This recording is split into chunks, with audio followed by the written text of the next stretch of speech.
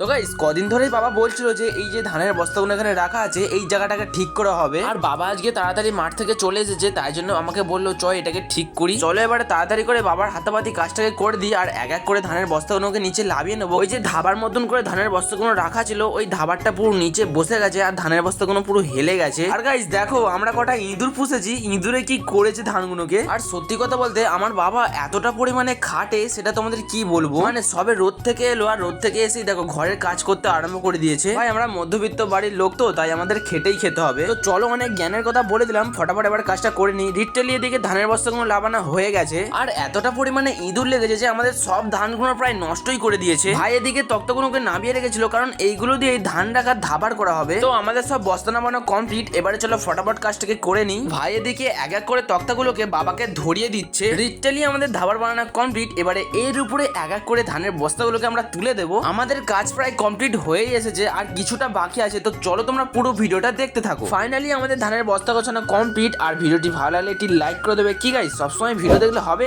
সাবস্ক্রাইবটাও তো করতে হবে, তাড়াতাড়ি করো।